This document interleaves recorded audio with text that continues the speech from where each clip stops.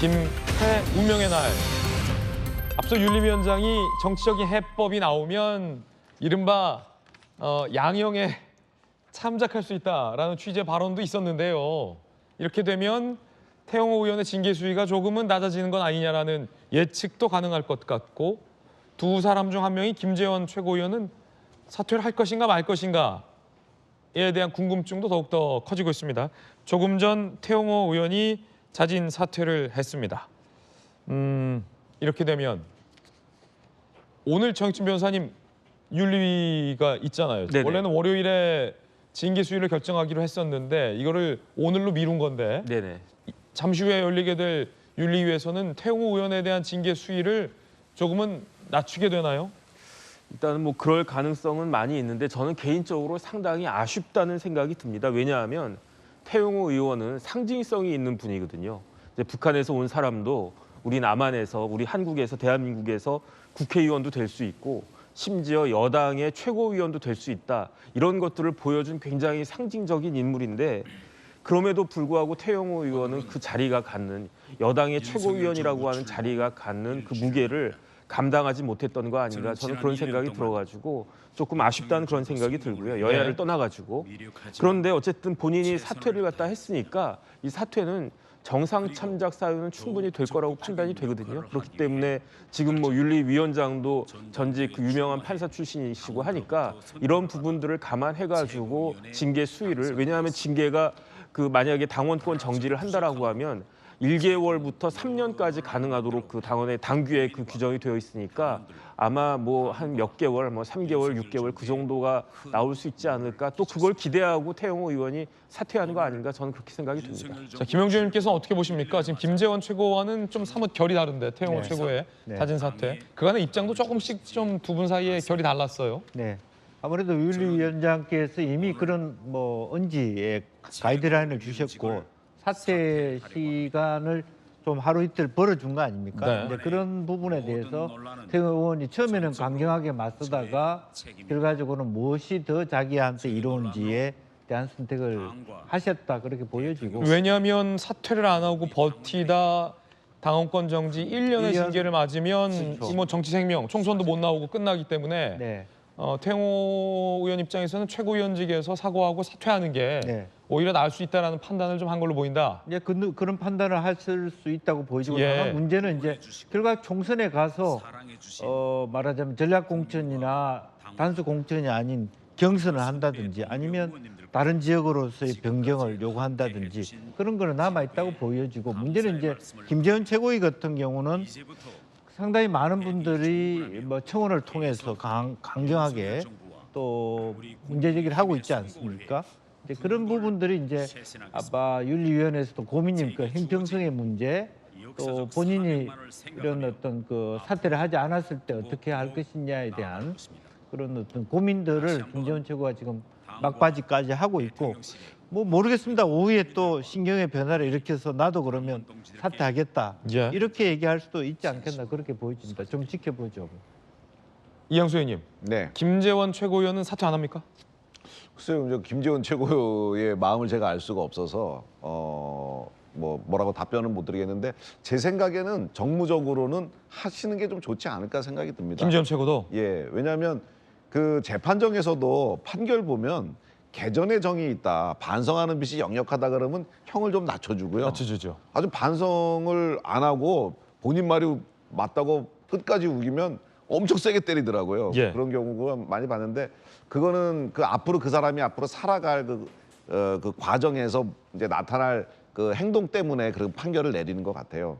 근데 이번의 경우에도 보면 김재원 최고 역시 태영호 최고와 당에 부담 가는 행동을 하셨거든요. 그리고 국민 눈높이에 맞지 않는 그런 발언들을 하셨기 때문에 그거에 대해서 내가 충분히 반성하고 있다, 그런 자세로 내가 최고위원 자리까지 내놓겠다, 그러면 내년 총선에 출마까지 못하게 하는 공천권 박탈하는 당원 정지 1년을 때리지는 않을 거라고 저는 보여져요. 그래서 일단 국회의원들은 특히 이렇게 선거가 1년 정도 남았을 때는 그 공천권 받을 권리가 있느냐 없느냐가 굉장히 중요하거든요.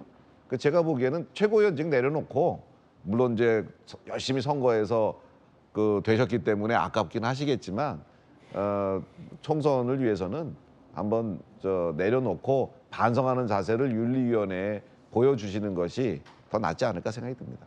그렇게 되면 지금 최고위원직, 최고위원회 공석이 발생하잖아요. 네. 뭐 현재로서 1명, 어쩌면 2명. 네. 이렇게 된 경우는 그러면 2명을 빼고 그냥 가는 겁니까? 아니면 다른 2사람을 뭐 당대표가 예를 들어 임명을 한다든지 지명을 해서 채워놓고 가는 겁니까? 빼고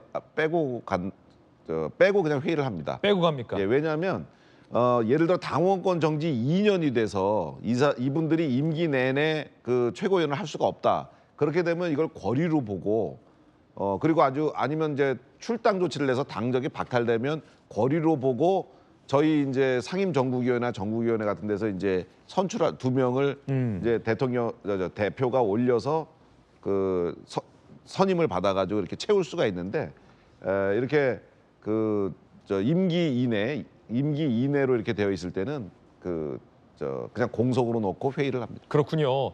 자, 태영호 최고위원이 자진 사퇴한 가운데 당 내에서는 그럼에도 불구하고 이 2명의 최고위원에 대해서 당 지도부가 징계를 해야 한다라고 압박하는 목소리들도 있습니다. 먼저 안철수 의원입니다. 지금도 징계는 늦었다. 징계 여부보다도 현 지도부에 대한 기대가 갈수록 낮아진다는 게 우려다라고 지도부를 압박했고요. 홍준표 대구시장도 SNS에 이렇게 올렸습니다. 이미 수습할 시기도 놓쳤다. 길 잃은 양 2마리 동정하다가 당이 침몰할 수 있다라고 압박을 했습니다. 민주당에서는 태영호 의원이 외통위원 자격도 내려놔야 한다라고 주장했습니다. 들어보시죠. 서로 부인은 하고 있습니다만은 이진복 수석하고 태영호 의원의 그 대화 내용이 보도가 되면서 야 이거 국회가 대통령실의 하명기관화 되는 거 아니야? 국민적 의혹이 이제 만들어지게 됐고 징계 절차에 지금 들어가 있는 상황입니다. 최소한 태영호 의원이 국익과 관련되는 이 외통위에서 그 문제가 해결될 때까지는 외통위원을 사임을 하고 있는 것이 기본적인 절차라고 보여지고요. 만약에 저희들이 민주당 의원님이 여러 가지 사건과 관련된 문제를 가지고 왜 그런 사람을 우리 상임위에 넣느냐 이렇게 얘기할 수는 없지 않습니까? 국회 논의하는 사안 중에서 우리 정부와 국익과 관련되지 않는 그런 상임위가 어디 있겠습니까? 자, 전현기 의원님 어떻게 보십니까? 이런 논란도 있어요. 그럼 뭐 외통위를 그만두면 어느 상임위로 가냐? 뭐 이런 말도 국민의힘에서 지금 반박하고 있는데 갈 데가 없죠, 사실. 뭐 어떤 전문성을 띠고 있는 것이 아니기 때문에 뭐 외교는 오랫동안 북한 외교관을 했기 때문에 어느 정도 좀 잘 안다 싶어서 저기 보내놨는데 사실 저도 이원우 의원의 말씀에 전적으로 동의합니다. 왜냐하면 외교와 통일 같은 경우에는 분명히 대통령실에서 잘못하는 부분 의원 외교를 통해서 풀어야 될 부분들이 있거든요. 근데 그런 측면에서 봤을 때 대통령실에서 이야기를 듣고 하명기관처럼 국회가 움직인다면 이것은 국회가 제대로 된 역할을 할 수 없는 것이라고 볼 수 있고 상권분립의 원칙도 맞지 않다고 보고 있습니다. 그래서 외통위원으로서는 자격이 좀 부족한 부분이 있을 거라고 보고 있습니다. 그렇기 때문에 충분히 사보임도 할 수 있을 거라고 저는 보고 있습니다. 그렇기 때문에 저는 이원우 의원의 말씀에 전적으로 동의합니다. 네. 자, 이진복 수석이 공천을 언급하면서 좀 잘해라 라고 태영호 의원이 얘기했다라는 것. 물론 태 의원은 허구의 말을 내가 좀 한 거다라고 적극적으로 부인하고 있고 용산에서도 그런 말을 한 적 없다라고 부인을 하고 있는 상황입니다. 소위 공천 개입 의혹, 공수처가 나섰습니다. 한 시민단체가 직권남용, 권리행사 방해 등의 혐의로 윤 대통령 이진복 정무수석을 고발했는데 공수처 특별수사본부에 배당이 됐다는 소식 나왔습니다. 정혁진 변호사님, 네네. 공수처가 뭔가 수사를 하고 있군요, 아직도. 이제 배당이 됐으니까 할 것이다라는 식의 이야기인 것 같은데 저게 과연 범죄가 성립하는 그 것인가? 만약에 실질적으로 그 이수석이 그런 행위를 만약에 했다라고 해도 그 정도 가지고 직권남용이라고 할 수가 있는가? 그 정무수석에게 그런 정도의 권한이 있는가? 지난번에 박근혜 전 대통령 같은 경우에는 대통령이었기 때문에 직권남용이 인정된 것이었거든요. 그런데 이거는 솔직히 말하면 이제 둘 다 부인하고 있으니까 여기에 대해서 입증할 고리도 없겠거니와 설령 입증이 된다고 해도 쉽지 않으니까 제가 공수처 담당 부장검사라고 하면 왜 맨날 이런 것만 나한테 보내느냐라고 좀 그럴 느낌이 들지도 않을까 하는 생각도 듭니다. 예. 이게 뭐 적극적인 수사나 구체적인 뭐 수사의 진행 상황보다는 일종의 정치적인 압박, 정치적인 공세 뭐 이런 걸로 보인다라는 말씀이시군요. 제가 봤을 땐 그렇습니다. 네. 그러면 이진복 정무수석은 이양수 의원님, 태영호 의원의 저 발언에 대해서 어떻게 생각하고 있습니까? 뭐 태영호 의원이 해명한 대로 본인이 하지 않은 얘기를 지어서 했다 그러면은 태 의원님 너무 이상한 사람이다. 왜 내가 하지도 않은 말을 가지고서 보좌진들한테 뭐 좀 긴장감을 갖자. 앞으로 이런 방향으로 하자 하는 차원에서 얘기를 하더라도 너무 내 이름 그렇게 거론하면서 한 거는 좀 기분 나쁘다 할 수도 있고 만약에 진짜 했었더라면 아마 근데 이진복 수석의 입장에서 뭐 정무수석이 국회의원한테 와가지고 뭐 약간 강압적으로 할 수 있는 분위기는 아니거든요.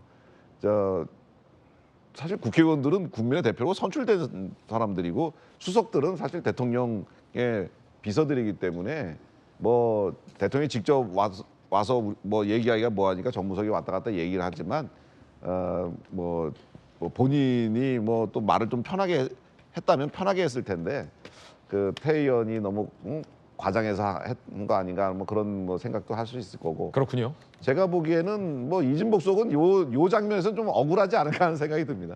예. 과연 오늘 국민의힘 윤리위는 김재원, 태영호 두 최고위원에 대해서 어떤 징계를 결정할까요? 김재원 최고위원은 태해 최고처럼 최고위원직을 사퇴할까요, 안 할까요? 궁금합니다.